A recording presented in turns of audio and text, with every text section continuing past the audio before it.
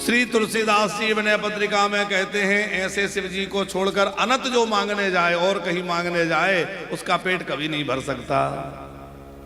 हम लोगों की स्थिति ये है कि आज जो है मजारों में जाकर के, कब्रों में जाकर के सिर फोड़ रहे हैं, यहां से कुछ मिल जाए है? जा रहे हैं कि नहीं? अजमेर शरीफ, क्या बोलते हैं वो, शरीफ बोलते हैं, शरीफ बोलते हैं, शरीफ, शरीफ है। वहां संख्या देखो तो हिंदुओं की ज्यादा है कि नहीं है? अरे भैया, भगवान शंकर देने के लिए दोनों हाथ पसारे बैठे हैं, ले जाओ, हाथ खोल के बैठे हैं, ले जाओ जो ले जाना है। हमारे ठाकुर जी इतना देने वाले हैं। अच्छा, एक बात विचार करिए साकार जी, कोई पतिव्रता स्त्री अपने पति से कुछ ना मांग करके किसी और से कुछ मांगे, मुझे साड़ी लेना है, मुझे श्रृंगार लेना है, तो पति से ना मांग करके और किसी से मांगने जाए, तो ये बात क्या पति को अच्छी लगेगी? पति को कितना बुरा लगेगा कि भाई तुझे चाहिए था तो मुझसे कहती, किसी और से क्यों मांग रही है? तो उसी प्रकार जब हमने अपने पति भगवान को बना लिया, अपने स्वामी भगवान को बना लिया, तो उनको छोड़ करके इधर उधर मांगने जाओगे तो उनको कितना बुरा लगेगा कि भैया मेरा होकर के यहां वहां क्यों भटकता है? अरे मुझसे मांग, भगवान को देने में कहां देरी है जो हम इधर उधर भटक रहे हैं।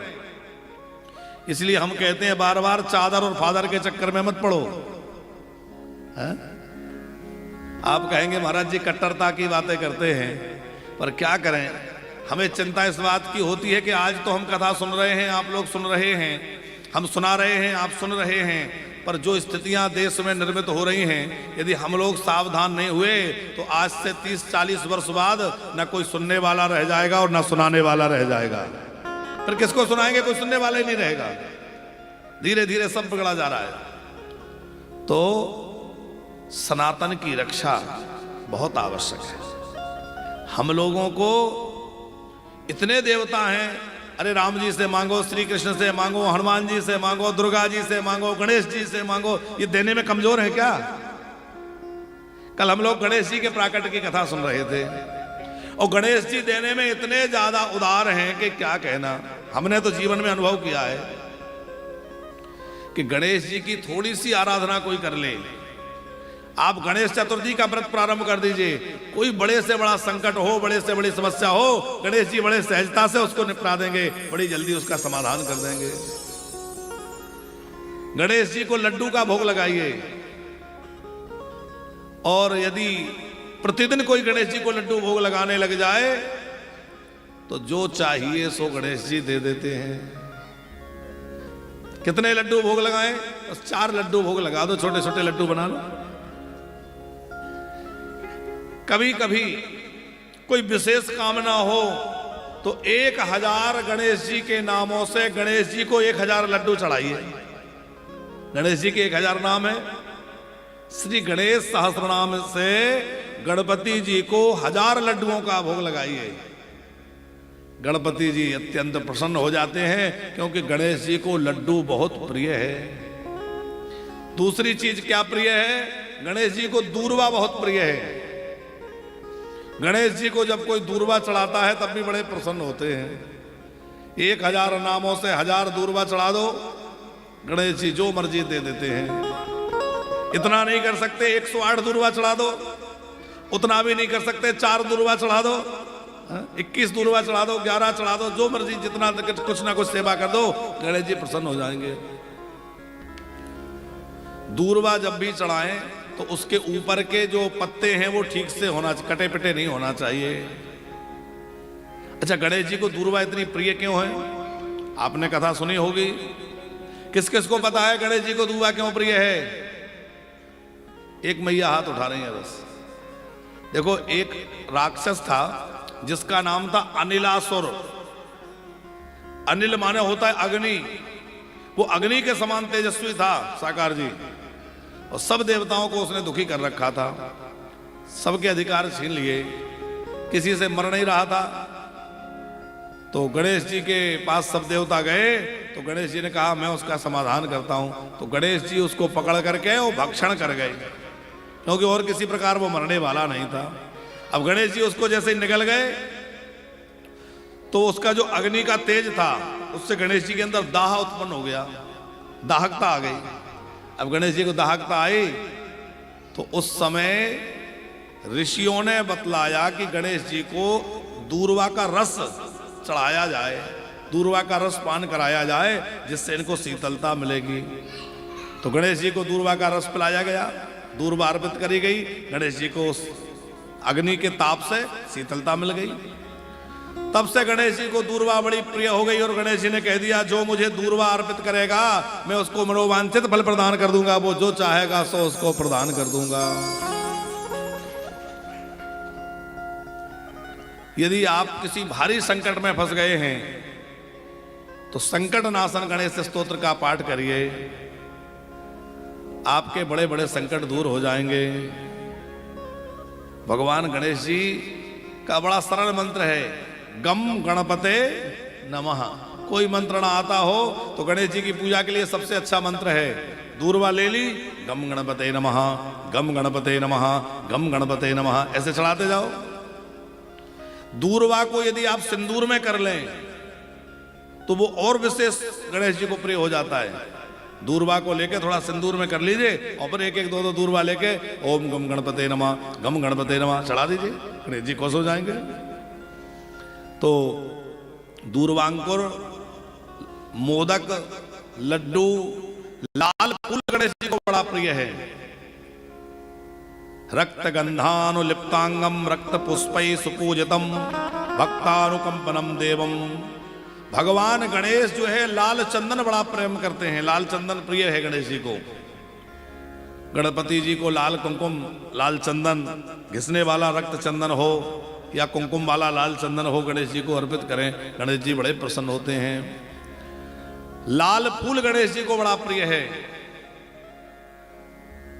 पुख नक्षत्र में अकौए की जड़ निकाल ली जाए, सफेद अकौआ जानते हैं, सफेद फूल लगता है, आंकड़ा क्या बोलते हैं आपके यहां, आंकड़ा बोलते हैं उसको, अकौआ आंकड़ा बोलते हैं, अर्क। एक दिन पहले वहां थोड़ा दीपक लगा के अगरबत्ती लगा के प्रणाम करावें और आमंत्रित करावा के कल आपको हमारे यहां चलना है, और पुख नक्षत्र में उसको निकाल लें और गणेश जी का निर्माण उस सफेद आक की जड़ से कर लें। श्वेत अर्क गणेश कहते हैं उनको, क्या नाम उनका, श्वेत अर्क गणेश। उनको आप सिंदूर चढ़ा करके और विराजमान कर लीजिए, आपके घर में वो विराजे रहेंगे तो रिद्धि सिद्धि संपत्ति की कमी नहीं हो सकती, रिद्धि सिद्धि घर में भरी रहेगी, खूब धन धान्य घर में वृद्धि होती रहेगी। अनेक उपाय हैं पर हम लोग ये सब नहीं करना चाहते। साकार जी हम चाहते हैं कहीं ऐसे जाएं कोई हमें छड़ी घुमा दे और सब काम हो जाए। समस्या ये है, उपाय तो हजारों हैं पर ये उपाय हम करना नहीं चाहते। हम क्या चाहते हैं, कोई ऐसा जादू टोना कर दे, नींबू उतार के घुमा के फेंक दे कि हमारे सब काम हो जाए। करना कुछ नहीं है, अरे खुद करिए। अच्छा एक चीज देखिए, एक होती है एलोपैथिक दवा और एक होती है आयुर्वेदिक दवा। तो एलोपैथिक दवाई का फायदा तो जल्दी होता है, सिर दर्द हो रहा है, आपने डिस्प्रिन घोल के पी, 10 मिनट में आराम लग गया। तो एलोपैथिक दवाई का लाभ तो जल्दी दिख गया, लेकिन उसका साइड इफेक्ट भी होगा कि नहीं, लीवर में, किडनी में कहीं ना कहीं उसका दुष्प्रभाव होगा। दूसरी बात यह है कि उसने आपके दर्द को दबा दिया पर दर्द के कारण का निवारण नहीं किया। दर्द किस कारण से हो रहा था उस कारण पर उसने काम नहीं किया, उसने थोड़ी देर के लिए आपके दर्द को दबा दिया। ये एलोपैथिक दवाई। तो दूसरी होती है आयुर्वेदिक। आयुर्वेदिक से जो लाभ मिलता है वो थोड़ा धीरे धीरे मिलता है, टाइम लगता है। लेकिन आयुर्वेदिक दवाई खाने से क्या होगा, बोले वो कारण का निवारण करेगी, केवल सिरदर्द नहीं, सिरदर्द क्यों हो रहा था उस कारण पे काम करेगी, और उसका कोई साइड इफेक्ट भी नहीं है, फायदे ही फायदे हैं। आयुर्वेद के लाभ ही हैं, नुकसान नहीं है। तो ये बात क्यों हम कह रहे हैं? हम कोई डॉक्टर नहीं है, डॉक्टर तो हैं पर इलाज वाले नहीं है। हाँ, एक सज्जन हमसे पूछ रहे, महाराज जी आपके नाम के आगे डॉक्टर लगा है, आप काहे के डॉक्टर हैं? हमने कहा हम मन के डॉक्टर हैं, शरीर के डॉक्टर नहीं है। शरीर के डॉक्टर तो और लोग होते हैं, वो करते हैं इलाज। हम मन के डॉक्टर हैं। और आज व्यक्ति के शरीर से ज्यादा मन रोगी है, और मन के रोग मिट जाए तो शरीर अपने आप ठीक हो जाएगा। मानस रोग बड़े भयंकर हैं।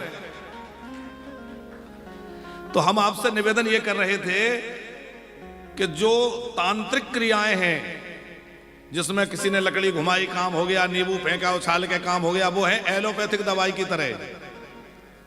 और जो हमारी वैदिक पूजा है वो है आयुर्वेदिक दवा की तरह। तो जो तांत्रिक क्रियाएं हैं उनका प्रभाव तो बड़ी जल्दी दिखता है, तुरंत उसने कुछ किया और तुरंत हमें दिख गया, अरे हाँ ऐसा हो गया। पर वो क्षणिक लाभ देंगी और उसका साइड इफेक्ट भी जरूर होगा। लेकिन यदि आप वैदिक पूजा कर रहे हैं, चाहे गणेश जी की करो, शिव जी की करो, देवी जी की करो, हनुमान जी की करो, पर वैदिक पूजा आप कर रहे हैं तो उसका लाभ भले ही थोड़ी देर में आपको दिखे, पर उससे जो लाभ होगा वो शाश्वत लाभ होगा, हमेशा के लिए आपकी समस्या का निवारण हो जाएगा। इसलिए हमेशा वैदिक पूजा का ही आश्रय लेना चाहिए, तांत्रिक क्रियाओं में नहीं पड़ना चाहिए। भूत प्रेत के चक्कर में तो बिल्कुल मत पड़िए, क्योंकि जो भूत प्रेतों के चक्कर में ज्यादा रहते हैं उन्हीं के घर में ज्यादा भूत प्रेत घुसते हैं। अच्छा, आपने देखा होगा जो ज्यादा झाड़ फूक के चक्कर में रहते हैं उन्हीं के घर में ज्यादा भूत प्रेत घुसे रहते हैं, और जो ज्यादा उसको मानते ही नहीं है उनके घर में कुछ नहीं होता है। कि नहीं ये बात? तो ज्यादा भूत प्रेत के चक्कर में मत रहो। और आपको लगता भी है कि घर में भूत प्रेत कोई उपद्रव कर रहा है तो चिंता मत करिए, भूतपति भगवान शंकर जी को पकड़ लीजिए, भोले बाबा की कृपा से सब भूत प्रेत सही हो जाएंगे। अथवा हनुमान जी का आश्रय ले लीजिए और हनुमान जी का भजन करना प्रारंभ कर दीजिए। हनुमान जी का हनुमान चालीसा पढ़िए, तो हनुमान चालीसा के पाठ से महावीर जब नाम सुनावे, महावीर जब नाम सुनावे, महावीर जब नाम सुनावे,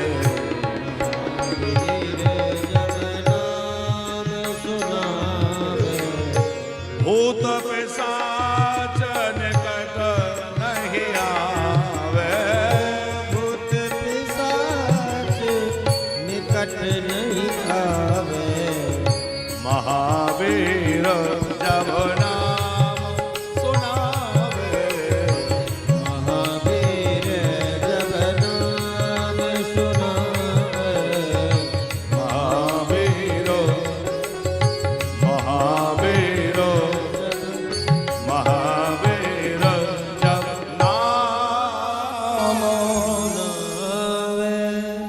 हनुमान जी का भजन करो, नाम जपो, भूत प्रेत कुछ नहीं आएगा। भूत प्रेतों की आराधना करने वाले बाद में भूत प्रेत ही बनते हैं। इंद्र आदि देवताओं की उपासना करने वाले स्वर्ग आदि को प्राप्त करते हैं। भगवान श्री कृष्ण का भजन करने वाले गोलोक को प्राप्त करते हैं। राम जी का भजन करने वाले साकेत प्राप्त करते हैं, और भोले बाबा का भजन करने वाले शिवलोक को प्राप्त कर लेते हैं। तो जिस देवता को भजोगे वही तो मिलेगा। अब जीवन भर भूत प्रेतों के चक्कर में रहे हो तो मरने के बाद क्या बनोगे? भूत प्रेत बनना पड़ेगा। इसलिए भूत प्रेत के चक्कर में मत रहो।